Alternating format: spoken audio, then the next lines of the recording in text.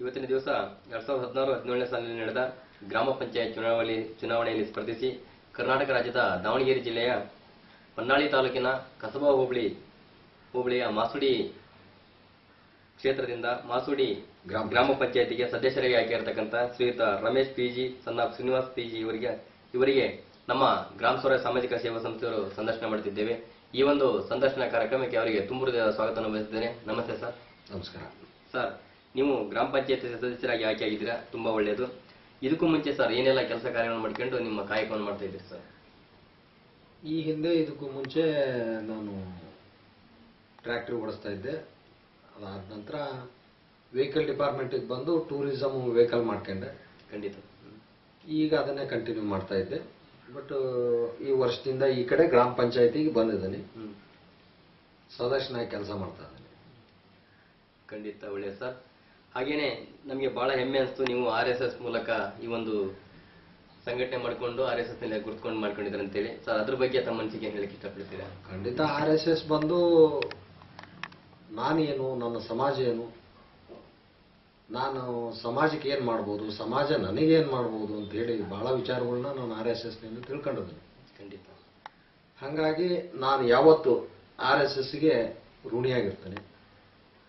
ಹಾಗೆ ರಾಜಕಾರಣ ಮಾಮೂಲು. ಇತ್ತೀಚಿನ ದಿನಗಳಾಗೆ ರಾಜಕಾರಣಕ್ಕೆ ಬಂದಾಗ ನಮ್ಮ ರೇಣುಕಾಚಾರ್ಯರವರು ಮುಂಚೂಣಿಯಾಗಿದ್ದರು. ಅವ್ರ ಜೊತೆ ಕೆಲಸ ಮಾಡ್ಕೊಂತ ಈಗಲೂ ಅವ್ರ ಜೊತೆಗೆ ಅದೀವಿ. ಹೌದು, ಖಂಡಿತ ಸರ್. ಹಾಗೇನೆ ಈ ಒಂದು ಚುನಾವಣೆಯನ್ನ ರಾಜಕೀಯ ರಂಗವನ್ನೇ ಆಯ್ಕೆ ಮಾಡಿಕೊಂಡ್ರಿ ಸರ್ ಸದಸ್ಯತ್ವ? ಖಂಡಿತ ಇದು ಬಯಸದೆ ಬಂದ ಭಾಗ್ಯ. ಹಿಂದಿರ್ತಕ್ಕಂಥ ಮೆಂಬರ್ಗಳು ಗ್ರಾಮಾಭಿವೃದ್ಧಿ ಕಡೆ ಸ್ವಲ್ಪ ಲಕ್ಷ್ಯ ಕೊಡಲಿಲ್ಲ ಅಂತ ಹೇಳಿ ಜನ ಈ ಸತಿ ನೀವು ಮಾಡ್ರಿ ನೋಡೋಣ ಅಂತ ಹೇಳಿ ನಮಗೆ ಅವಕಾಶ ಮಾಡಿಕೊಟ್ರು. ಜನ ಬಹುಮತದಿಂದ ಆರಿಸ್ತಂದ್ರು. ಕೈಲಾದಷ್ಟು ನಾನು ಸಮಾಜ ಸೇವೆ ಮಾಡೋಕ್ಕೆ ತಯಾರನಿದ್ದೆ. ಹಾಗಾಗಿ ಈ ರಂಗಕ್ಕೆ ಬಂದೆ. ಬಿಟ್ರೆ ಇದೊಂದು ವೃತ್ತಿ, ಇದೊಂದು ಕೆಲಸ ಅಂತ ನಾನು ಬಂದಾನಲ್ಲ, ಅನಿವಾರ್ಯ. ಇದು ಅನಿವಾರ್ಯ. ಏನೋ ನಾನು ಇರ್ಬೇಕಾದ್ರೆ 4 ಜನಕ್ಕೆ ಒಳ್ಳೇದಾಗ್ಲಿ, ನನಗೆ ಮತ ಹಾಕಿರೋರಿಗೆ ಒಳ್ಳೇದಾಗ್ಲಿ, ನನ್ನ ಊರಿಗೆ ಒಳ್ಳೇದಾಗ್ಲಿ, ನನ್ನ ಸಮಾಜಕ್ಕೆ ಒಳ್ಳೇದಾಗ್ಲಿ ಅಂತ ಹೇಳಿ ನಾನು ಈ ಗ್ರಾಮ ಪಂಚಾಯತಿಗೆ ಬಂದೆ. ಖಾಲಿ ಹಂಗೆ ಸುಮ್ಮನೆ ಸಾಮಾನ್ಯ ಮನುಷ್ಯನಾಗಿ ನಾನು ಏನೂ ಮಾಡೋಕ್ಕಾಗಲ್ಲ. ಒಂದು ಗ್ರಾಮ ಪಂಚಾಯತಿ ಒಳಗೆ ಎಂತ ಒಂದು ಮೆಂಬರು, ಅಧ್ಯಕ್ಷ, ಉಪಾಧ್ಯಕ್ಷರು ಆದ್ರೆ ಏನಾದ್ರು ಸಾಧಿಸ್ಬೋದು, ಅಧಿಕಾರಿಗಳು ಮಾತು ಕೇಳ್ತಾರೆ ಅಂತೇಳಿ ಈ ರಂಗಕ್ಕೆ ಬಂದೆ. ಖಂಡಿತ ಒಳ್ಳೆಯ ಸರ್. ಜನಗಳ ಸೇವೆ ಮಾಡ್ಬೇಕನ್ನೋ ಉದ್ದೇಶಕ್ಕಾಗಿ, ಗ್ರಾಮಕ್ಕೆ ನನ್ನಿಂದ ಏನಾದರೂ ಸಹಾಯ ಮಾಡ್ಬೇಕನ್ನೋ ಉದ್ದೇಶಕ್ಕಾಗಿ ಬಂದಿರಾ. ಖಂಡಿತ ಒಳ್ಳೆಯದು. ಹಾಗೇನೆ ಸರ್, ಈಗಾಗಲೇ ನೀವು 1 ವರ್ಷ ಪೂರೈಸೋ ಹತ್ತಿರದಲ್ಲಿದ್ದೀರಾ. ಏನೆಲ್ಲ ಕೆಲಸ ಕಾರ್ಯಗಳನ್ನ ನಿಮ್ಮ ಜನತೆಗೆ, ನಿಮ್ಮ ಕ್ಷೇತ್ರದ ಜನತೆಗೆ ಮಾಡಿದ್ದೀರಾ? ನಮ್ಮ ಕ್ಷೇತ್ರದ ಜನತೆಗೆ ಬಂದು ಕೆಲವೊಂದು ರೋಡ್ಗಳು ಅಭಿವೃದ್ಧಿ ಮಾಡಿದ್ದೀವಿ. ಆಮೇಲೆ MLA ಗ್ರಾಂಟ್ನಾಗೆ ಬಂದಂತ ಒಂದು ಶುದ್ಧ ನೀರಿನ ಘಟಕಕ್ಕೆ ಪೈಪ್ಲೈನ್ ಮಾಡಿಕೊಟ್ಟಿದ್ದೀವಿ. ಊರಿಗೆ ಶುದ್ಧ ನೀರು ಕೊಡೋ ವ್ಯವಸ್ಥೆ ಮಾಡಿದ್ದೀವಿ. ಮತ್ತಿನ್ನು ಊರಾಗಿರ್ತಕ್ಕಂಥ ಬೀದಿ ದೀಪಗಳು ಇರ್ಬೋದು, ಚರಂಡಿ ಕ್ಲೀನ್ ಇರ್ಬೋದು, ಇತ್ಯಾದಿ ಸಣ್ಣ ಪುಟ್ಟ ಕೆಲಸಗಳು ನಡೀತಾನೆ ಅದಾವೆ. ಅದು ಬಿಟ್ರೆ ಉದ್ಯೋಗ ಖಾತ್ರಿ ಕೆಲಸಗಳು ನಾವು ಅಂತ ದೊಡ್ಡ ಕಾರ್ಯಕ್ರಮಗಳನ್ನೇನು ಕೈಗೆ ಇಟ್ಕೊಂಡಿಲ್ಲ.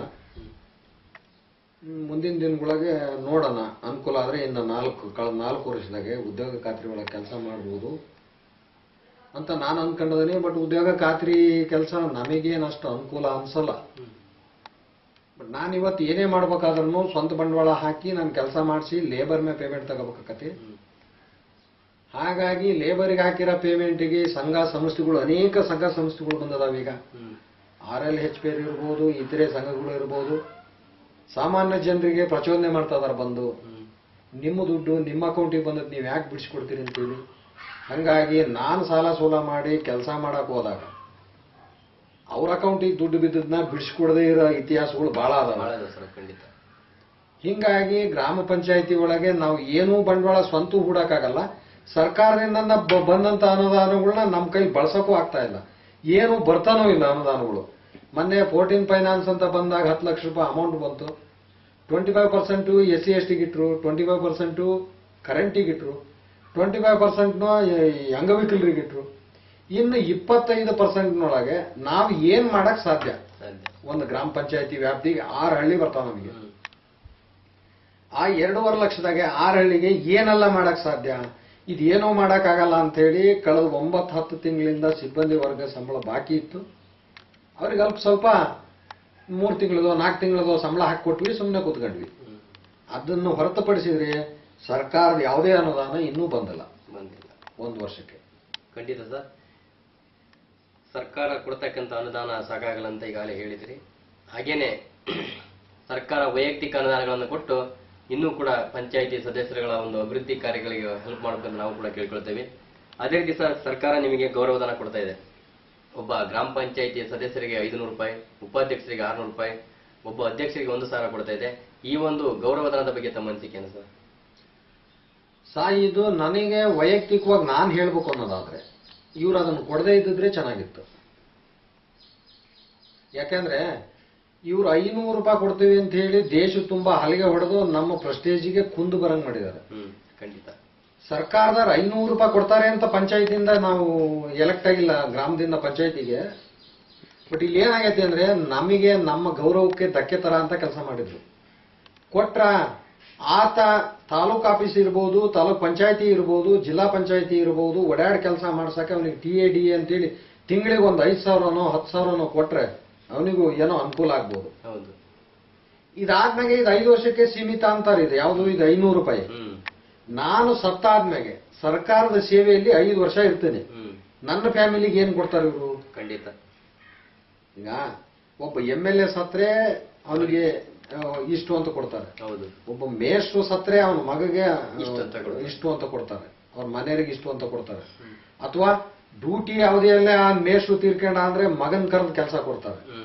ನಾನು ಪ್ರಾಮಾಣಿಕವಾಗಿ 5 ವರ್ಷ ಸಮಾಜ ಸೇವೆ ಮಾಡಬೇಕು ಅಂತ ಹೇಳಿ ಜನರಿಂದ ಎಲೆಕ್ಟ್ ಆಗಿ ಪಂಚಾಯತಿಗೆ ಬಂದು ನನ್ನ ಕೈಲಿ ಸಾಧ್ಯವಾದಷ್ಟು ಒಳ್ಳೆ ಕೆಲಸ ಮಾಡ್ಬೇಕಾರೆ ನನಗೆ ಇವ್ರು 500 ರೂಪಾಯಿ ಅಂತ ಕೊಟ್ಟು ನನಗೆ ಅಗೌರವ ಮಾಡ್ತಾ ಸರ್ಕಾರದವರು. ಖಂಡಿತ.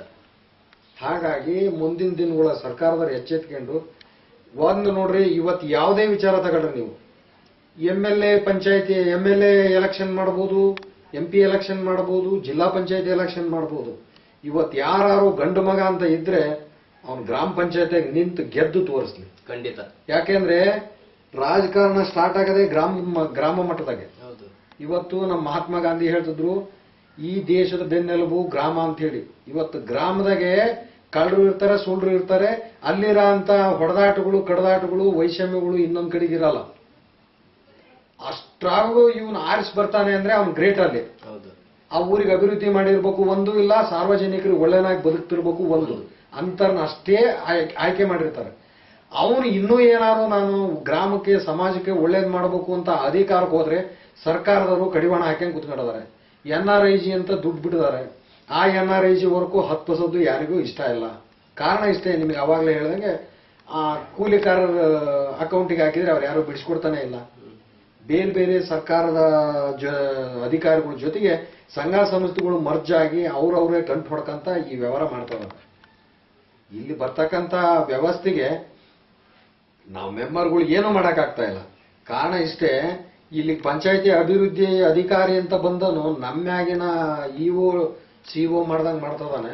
ಬಟ್ ಅಲ್ಲಿ ಸಾರ್ವಜನಿಕರಿಗೆ ನಾನು ಇದನ್ನ ಕೇಳೋದು, ನಮ್ಮ ಪಂಚಾಯತಿ 40 ನಮ್ಮ ಎಂಟೈರು ಹೊನ್ನಾಳಿ ತಾಲೂಕಿನಾಗ 47 ಪಂಚಾಯತಿ ಮೆಂಬರ್ಗಳಿಗೆ ಹೇಳೋದು ಇದು ಒಂದೇ ಕಿವಿ ಮಾತು. ಪಂಚಾಯತಿ ಅಭಿವೃದ್ಧಿ ಅಧಿಕಾರಿ ನಮ್ಮ ಮ್ಯಾಗಿನ ಅಧಿಕಾರಿ ಅಲ್ಲ, ಅವನು ನನ್ನ ಬಾಡಿ ಕೆಳಗಿನ ಅಧಿಕಾರಿ. ಅವನು ನಾನು ಹೇಳ್ದಂಗೆ ಕೇಳ್ಬೇಕು. ಅವನು ನಾನು ನನ್ನ ವಾರ್ಡ್ನಾಗ ಮಾಡಿರೋಂಥ ಕೆಲಸಗಳನ್ನ ಸರ್ಕಾರಕ್ಕೆ ಇದು ಸರಿ ತಪ್ಪು ಅಂತಂದು ವೀಕ್ಷಣೆ ಮಾಡಿ ಆ ವಿಚಾರನ ಹೊತ್ತೊಯ್ಯಕ್ಕೆ ಬಂದ್ರನೇ ಹೊರತು ಅವನು ನಮಗೆ ಸುಪ್ರೀಂ ಅಲ್ಲ. ಖಂಡಿತ. ಹಾಗಾಗಿ ಈ PDOಗಳು ಸೆಕ್ರೆಟರಿಗಳು ಸೇರ್ಕೊಂಡು ಈಗ ಬರ್ತಿರ್ತಕ್ಕಂಥ ಮೆಂಬರ್ಗಳು ಇರ್ಬೋದು, ಅಧ್ಯಕ್ಷ ಉಪಾಧ್ಯಕ್ಷರು ಇರ್ಬೋದು, ಸಾಮಾನ್ಯ ನಮ್ಮ ಹಳ್ಳಿ ಲೆವೆಲ್ನಾಗೆ ಅನಕ್ಷರಸ್ಥರು ಅನಾಗರಿಕರೇ ಜಾಸ್ತಿ ಇರೋದ್ರಿಂದ ಅವರು ಆಯ್ಕೆ ಆಗಿ ಹೋಗಿ ಅವ್ರು ಹೆಬ್ಬಡೆ ಬಟ್ಟು ಒತ್ತದ, ಅವ್ರ ಸೈನ್ಯ ಬರಲ್ಲ. ಇದನ್ನ PDO ಆಗಲಿ ಸೆಕ್ರೆಟರಿ ಆಗಲಿ ಬಳಸಿಕೊಂಡು ನಮ್ಮನ್ನು ಯಾಮಾರಿಸ್ತಾ ಇದ್ದಾರೆ. ದಯಮಾಡಿ ಅಧಿಕಾರಿಗಳಿಗೆ ನಾವು ಅಧಿಕಾರ ಕೊಡ್ದಂಗೆ ನಮ್ಮ 5 ವರ್ಷದ ಪೀರಿಯಡ್ನಾಗೆ ನಾವು ಏನೆಲ್ಲ ಸಾಕಾರ ಮಾಡಬೇಕು ನಮ್ಮ ಗ್ರಾಮಕ್ಕೆ ಬೇಕೋ ಅದನ್ನ ಅವ್ರ ಮುಖಾಂತರ ಮಾಡಿಸ್ಕೋಬೇಕು ಹೊರತು ಅವ್ರು ಹೇಳ್ದಂಗೆ ನಾವು ಕೇಳಿ ಗ್ರಾಮ ಉದ್ಧಾರ ಮಾಡೋಕ್ಕಾಗಲ್ಲ. ಹಾಗಾಗಿ ದಯಮಾಡಿ ನಮ್ಮ ಪಂಚಾಯತಿ ಮೆಂಬರ್ಸ್ಗಳಿಗೆ ನಾನು ಮನವಿ ಮಾಡ್ಕೊಳ್ಳೋದು ಏನು ಅಂದ್ರೆ, ಈ PDO ಇರ್ಬೋದು, ಸೆಕ್ರೆಟರಿ ಇರ್ಬೋದು, ಇವ್ರು ಹೇಳ್ದಂಗೆ ನೀವು ಕೇಳಬೇಡ್ರಿ, ನೀವು ಹೇಳ್ದಂಗೆ ಆಡಳಿತ ಮಾಡೋದನ್ನ ಅವ್ರಿಗೆ ಕಲಿಸ್ರಿ ಅಂತಂದು ಹೇಳಿ ನಾನು ಆ PDO ವಿಚಾರದೊಳಗೆ ಬಹಳ ನೊಂದ್ಕೊಂಡ್ಬಿಟ್ಟಿದ್ದೀನಿ. ನಮ್ಮ ಪಂಚಾಯತಿ ಒಳಗೆ ಇವನ್ನೆಲ್ಲ ಕೇಳೋದು ಹೇಳೋದು ಮಾಡಿದ್ ಒಂದೇ ತಿಂಗಳಿಗೆ 2 ಜನ PDO ಹೋದ್ರು, 3 ಜನ ಸೆಕ್ರೆಟರಿ ಹೋದ್ರು. ತಾಲೂಕ್ ಪಂಚಾಯತಿ EO ಹತ್ರ ಹೋದಾಗ ಆತ ಹೇಳ್ದ, ನಿಮಗೆ ಅಧಿಕಾರಿಗಳ ಹತ್ರ ನಡೆಸ್ಕೊಳ್ಳೋದೇ ಗೊತ್ತಿಲ್ಲ ಅಂತ ಹಂಗಂತ ಹೇಳಿ ಅವ್ನು ಕೇಳಿದ್ಕೆಲ್ಲ ಸೈನ್ ಮಾಡಿದ್ರೆ PDOಗಳು ನಮ್ಮ ಹತ್ರ ಇರ್ತಾರ ಅಂತ ಕೇಳಿದೆ ನಾನು. ಅದು ಹಂಗೆ ಬರಲ್ಲ ಹಿಂಗೆ ಬರಲ್ಲ ಅಂತ ಹೇಳಿದ್ರು. ಏನು ಮಾಡೋಕ್ಕಾಗಲ್ಲ, ಈ ವ್ಯವಸ್ಥೆನೇ ಹಿಂಗೈತಿ. ಒಟ್ಟಾರೆ ಹೇಳ್ಬೇಕು ಅಂದ್ರೆ ಸರ್ಕಾರದ ಯಾವುದೇ ರೀತಿ ಲೆಕ್ಕಾಚಾರನೂ ಸರಿ ಇಲ್ಲ. ಅವ್ರೇನೋ ಅಲ್ಲಿ ಕುತ್ಕೊಂಡು ವಿಧಾನಸೌಧದಾಗೆ ಒಂದು ಕ್ರಿಯಾ ಯೋಜನೆ ತಯಾರು ಮಾಡಿ ಕಳಿಸಿರ್ತಾರೆ. ಒಂದು ಗ್ರಾಮ ಪಂಚಾಯತ್ 1 ಕೋಟಿ ಕೊಟ್ವಿ ಅಂತೇಳಿ 1 ಕೋಟಿ ಅಲ್ಲ 1,000 ಇಲ್ಲಿ ಕೆಲಸ ಮಾಡಕ್ ಆಗ್ತಿಲ್ಲ. ಯಾಕಂದ್ರೆ ಇಲ್ಲಿ ಅಂತ ಸಮಸ್ಯೆಗಳು ಸೃಷ್ಟಿಯಾಗಿದಾವೆ.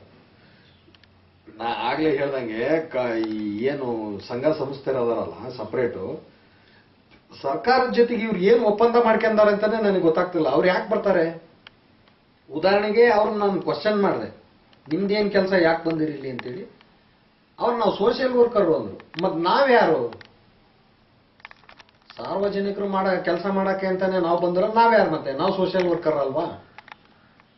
ನಮ್ಮೂರ ಅಭಿವೃದ್ಧಿ ಬಗ್ಗೆ, ನಮ್ಮೂರು ಶೌಚಾಲಯದ ಬಗ್ಗೆ ನಮಗೆ ನಿಗಾ ಐತಿ. ನಮ್ಮೂರು ಜನ ನಮಗೆ ಓಟ್ ಹಾಕಿದ್ದಾರೆ, ನಾವು ಮಾಡ್ತೀವಿ. ಇದಕ್ಕೆ ನೀವು ಎಲ್ಲಿಂದನೋ ಬಂದು ಮಾಡ್ಬೇಕಾಗಿಲ್ಲ. ನಮ್ಮೂರು ಉದ್ಧಾರ ಮಾಡಕ್ ನೀವ್ಯಾರು? ಹಿಂಗೆಲ್ಲ ಕ್ರಾಸ್ ಮಾಡಿದಾಗ ಹಿಂಗೆಲ್ಲ ಮಾಡಿದ್ರೆ ಏನ್ ಮಾಡ್ತಾರೆ ಇವ್ರ ಮೆಂಬರ್ಗಳು ಸರಿ ಇಲ್ಲ ಅಂತ ಹೇಳಿ ಈ ನೇರವಾಗಿ ಮಾತಾಡೋರಿಗೆ ಪಂಚಾಯತಿ ಒಳಗೆ ಜಾಗ ಇಲ್ಲ. ಆ PDO ಇರ್ಬೋದು, ಸೆಕ್ರೆಟರಿ ಇರ್ಬೋದು, ಇನ್ನು ಉಳಿದ ಮೆಂಬರ್ಗಳನ್ನ ಅದೇ ಅನಕ್ಷರಸ್ಥರು ಇರ್ತಾರಲ್ಲ ಅವರಿಗೆಲ್ಲ ಇದ್ದುದು ಇಲ್ಲದ್ದು ಹೇಳಿ ಅವ್ರನ್ನೆಲ್ಲ ಎತ್ಕಟ್ಕೊಂಡು ನಮ್ಮನ್ನ ಕೆಟ್ಟರ್ ಮಾಡಿ ದೂರ ಇಟ್ಟು ಸುಮ್ಮನೆ ಅವ್ರು ಹೆಂಗೋ ಮಾಡ್ಕೊಂತ ಹೋಗ್ತಾರೆ ಪಂಚಾಯತಿ ಕೆಲಸ. ಅಷ್ಟು ಬಿಟ್ರೆ ಸರ್ಕಾರದ ಅನುದಾನ ತಗೊಂಬಂದು ಊರು ಉದ್ಧಾರ ಮಾಡ್ತೀವಿ ಅನ್ನೋದು ಸುಳ್ಳೆ. ಖಂಡಿತ ಸರ್. ಹಾಗೇನೆ ಅವಕಾಶ ಸಿಕ್ಕರೆ ಇನ್ನೂ ಕೂಡ ರಾಜಕೀಯದಲ್ಲಿ ಮುಂದುವರಿಕೆ ಇಷ್ಟಪಡ್ತೀರಾ? ಖಂಡಿತ. ರಾಜಕೀಯದೊಳಗೆ ವ್ಯವಸ್ಥೆ ಇದೇ ತರ ಇದ್ರೆ ನನಗೆ ರಾಜಕಾರಣ ಬೇಡ. ನನ್ನ RSS ಕಾರ್ಯಕ್ರಮನೇ ಸಾಕು ನನಗೆ. ಈ ವ್ಯವಸ್ಥೆ ಬಿಟ್ಟು ಬೇರೆ ಏನಾರು ಅಭಿವೃದ್ಧಿ ವ್ಯವಸ್ಥೆ ಅಂತ ಸರ್ಕಾರ ತಯಾರು ಮಾಡಿ ಕೊಟ್ರೆ ಮಾಡ್ಬೋದು, ಸಾರ್ವಜನಿಕರಿಗೆ ಅನುಕೂಲ ಮಾಡಬಹುದು. ಖಂಡಿತ ಸರ್, ಒಳ್ಳೆಯದೇ. ಹಾಗೇನೆ ಸರ್, ಮುಂದಿನ ಇನ್ನು 4 ವರ್ಷ ನಿಮ್ಮ ಅವಧಿ ಇದೆ ಸದಸ್ಯರಾಗಿ ಕಾರ್ಯನಿರ್ವಹಿಸಲಿಕ್ಕೆ. ಏನೆಲ್ಲ ಕೆಲಸ ಕಾರ್ಯಗಳನ್ನು ಮಾಡ್ಬೇಕಂತಿದ್ದೀರಾ? ನನಗೆ ನಾನು ವೈಯಕ್ತಿಕ ಹೇಳ್ಬೇಕು ಅನ್ನೋದಾದ್ರೆ ನಮ್ಮೂರಿನ ವಿಚಾರದಾಗೆ ನಾನೇನು ಮಾಡೋ ಕೆಲಸಗಳು ಬಹಳ ಅದಾವ. ರೋಡ್ ಇರ್ಬೋದು, CC ರಸ್ತೆ ಇರ್ಬೋದು, ಚರಂಡಿ ಇರ್ಬೋದು, ಕೆಲವು CDಗಳು ಇರ್ಬೋದು, ಹೊಲಕ್ಕೆ ಹೋಗೋ ದಾರಿ ಇರ್ಬೋದು, ಕೊಳವೆ ಬಾವಿ ಇರ್ಬೋದು, ಪೈಪ್ಲೈನ್ ಇರ್ಬೋದು. ಓವರ್ ಟ್ಯಾಂಕಿನ ಒಂದು ಅವಶ್ಯಕತೆ ಐತಿ. ಓವರ್ ಟ್ಯಾಂಕಿಗೆ ನಾನೀಗ ಆಲ್ರೆಡಿ ಜಿಲ್ಲಾ ಪಂಚಾಯತಿಗೆ ಬರ್ದಾಕಿದ್ದೀನಿ. ಇಷ್ಟರಾಗೆ ಈ ತಿಂಗಳಾಗ ಅದೊಂದು ಡಿಸೈಡ್ ಆಕತಿ, ಒಂದು ಓವರ್ ಟ್ಯಾಂಕ್ ಮಾಡ್ತೀವಿ. ಬಟ್ ಸಾರ್ವಜನಿಕರಿಗೆ ಏನೆಲ್ಲ ಬೇಕೋ ಆದಷ್ಟು ಪ್ರಯತ್ನ ಪಡ್ತಾನೆ. ಮೂಲಸೌಕರ್ಯಗಳು ಏನೆಲ್ಲ? ಖಂಡಿತ ಖಂಡಿತ ಖಂಡಿತ ಒಳ್ಳೆಯದೇ ಸರ್. ಹಾಗೇನೆ ಈ ಒಂದು ನಮ್ಮ ಸಂಸ್ಥೆ ಈ ಒಂದು ವಿಡಿಯೋ ಸಂದರ್ಶನ ಮಾಡುವುದರ ಮುಖಾಂತರ ಮತ್ತೆ ಅವರಿಗೆ ಮಾಹಿತಿ ಕೊಡೋದರ ಮುಖಾಂತರ ಒಂದು ಸಂಘಟನೆ ಮಾಡಲಿ ಹೊರಟಿದೆ ಸರ್. ಕೊನೆಯದಾಗಿ ನಮ್ಮ ಸಂಸ್ಥೆ ಬಗ್ಗೆ ಏನು ಹೇಳಲಿಕ್ಕೆ ಇಷ್ಟಪಡ್ತೀರಾ? ನಿಜಕ್ಕೂ 100ಕ್ಕೆ 100 ಇಂಥ ಸಂಸ್ಥೆಗಳು ಮುಂದೆ ಬರಬೇಕು. ಕಾರಣ ಇಷ್ಟೇ, ಎಲ್ಲೋ ಒಂದು ಹಳ್ಳಿಯಾಗೆ ಎಲ್ಲೋ ಒಂದು ವಾರ್ಡ್ನಾಗೆ ಗೆದ್ದು ಬಂದು ಗ್ರಾಮ ಪಂಚಾಯತಿ ಒಳಗೆ ನಾನು ಏನೆಲ್ಲ ಮಾಡ್ಬೋದು ಅಂತ ಆಸೆ ಇಟ್ಕೊಂಡಿರ್ತೇನೆ ಹೊರತು ಅದು ಆಸೆ ನನ್ನೊಳಗೆ ಉಳಿತದೆ. ನಿಮ್ಮಂಥ ಸಂಘ ಸಂಸ್ಥೆಗಳು ಬಂದು ನಮ್ಮನ್ನೆಲ್ಲ ಕಾಂಟ್ಯಾಕ್ಟ್ ಮಾಡಿ ಈ ಟೈಪ್ ಎಲ್ಲ ಮಾಡೋದ್ರಿಂದ ಸರ್ಕಾರಕ್ಕೆ ನಮ್ಮ ಕೂಗು ಕೇಳಬಹುದು, ಅಥವಾ ನಮ್ಮ ಒಂದು ಅಳಲು ಏನಾಯ್ತೋ ಇದನ್ನ ಸರ್ಕಾರದ ಜೊತೆಗೆ ತೋಡ್ಕೊಂಡಷ್ಟು ಸಂತೋಷಕತೆ. ಯಾಕೆಂದ್ರೆ ನಾನು ಯಾವುದೋ ಕರ್ನಾಟಕ ರಾಜ್ಯದ ಮೂಲೆ ಹಳ್ಳಿಯಾಗಿದ್ದು ನಾನು ನೇರವಾಗಿ ಹೋಗಿ ಸರ್ಕಾರ ಕಾಣಕ್ಕಾಗದೇನೆ ಇರ್ಬೋದು. ನಿಮ್ಮಂತರ ಮುಖಾಂತರ ಸರ್ಕಾರ ಕಂಡು ಸರ್ಕಾರ ಏನಾದ್ರೆ ನಮ್ಮ ಮಾತಿಗೆ ಮಾನ್ಯತೆ ಕೊಡೋದಾದ್ರೆ ಖಂಡಿತ ಮುಂದಿನ ದಿನಗಳಿಗೆ ಸರ್ಕಾರ ನಮಗೆ ಒಳ್ಳೆ ರೀತಿಯಾಗಿ ಅನುದಾನಗಳು ಬಿಡುಗಡೆ ಮಾಡಲಿ, ಗ್ರಾಮಗಳನ್ನ ಉದ್ಧಾರ ಮಾಡಲಿ ಅಂತ ಹೇಳಿ. ಆಮೇಲೆ ಇಷ್ಟೆಲ್ಲ ಕಾರ್ಯಕ್ರಮ ಮಾಡಕ್ಕೆ ನೀವು ಶ್ರಮ ಪಟ್ಟು ಯಾವುದೇ ರೀತಿ ನೀವು ಆಸೆ ಆಕಾಂಕ್ಷಿಗಳಿಗೆ ಒಳಗಾಗದಂಗೆ, ಯಾರ ಹತ್ರನೂ ದುಡ್ಡಿಗೆ ಆಸೆ ಪಡ್ದಂಗೆ ಫ್ರೀಯಾಗಿಂತ ಕಾರ್ಯಕ್ರಮನೆಲ್ಲ ಮಾಡಕ್ ಬಂದಿದ್ದಾರಲ್ಲ, ನಿಜಕ್ಕೂ ಸಮಾಜ ಸೇವೆ ಬಗ್ಗೆ ನಿಮಗಿರೋ ಅಂತ ಕಳಕಳಿ ನಮಗೆ ಯಾಕಿರಬಾರ್ದು ಅಂತ ಅನಿಸ್ತತಿ. ಖಂಡಿತ ಇದನ್ನು ಮುಂದುವರ್ಸ್ಕೊಂಡು ಹೋಗ್ರಿ. ಆದಷ್ಟು ನಿಮ್ಮ ಏನು ಈ ಗ್ರಾಮ ಸ್ವರಾಜ್ಯ ಸೇವೆ ಸಂಘ ಐತಲ್ಲ, ನಿಮಗೆ ದೇವರು ಆಯುರ ಆರೋಗ್ಯ ಐಶ್ವರ್ಯ ಕೊಟ್ಟು ಒಳ್ಳೇದು ಮಾಡಲಿ. ಮುಂದಿನ ದಿನಗಳೊಳಗೆ ಇದಕ್ಕಿಂತ ಹೆಚ್ಚೆಚ್ಚಿಗೆ ಕೆಲಸ ಮಾಡಿ ನೀವು ಹೆಸರು ತಗೊಳ್ರಿ. ನಮ್ಮ ಕೂಗ್ನ ನಿಮ್ಮ ಮುಖಾಂತರ ಸರ್ಕಾರಕ್ಕೆ ನಾವು ಹೊತ್ತೋಗದಂಗೆ ಆಕತಿ. ದಯಮಾಡಿ ಅದಕ್ಕಾಗಿ ನಿಮ್ಮ ಸಂಸ್ಥೆಗೆ ನಾನು ಹೃತ್ಪೂರ್ವಕವಾದ ವಂದನೆ ಅರ್ಪಿಸ್ತೇನೆ. ಖಂಡಿತ ಸರ್, ಒಳ್ಳೆಯದೇ ಸರ್. ತಮ್ಮ ಅಮೂಲ್ಯ ಸಮಯವನ್ನ ನಮ್ಮೊಂದಿಗೆ ಹಂಚಿಕೊಂಡು ತಮ್ಮ ಒಳಲನ್ನು ನಮ್ಮಲ್ಲಿಗೆ ತೋಡ್ಕೊಂಡಿದ್ರೆ, ಹಾಗಾಗಿ ನಮ್ಮ ಗ್ರಾಮ ಸ್ವರಾಜ್ ಸಾಮಾಜಿಕ ಸೇವಾ ಸಂಸ್ಥೆಯವರು ತಮಗೆ ಈ ಒಂದು ಅಭಿನಂದನಾ ಪತ್ರವನ್ನು ಕೊಡುವ ಮೂಲಕ ಅಭಿನಂದನಿಸ್ತಾ ಇದ್ದೇವೆ. ದಯವಿಟ್ಟು ಹೇಳಿ ಸರ್.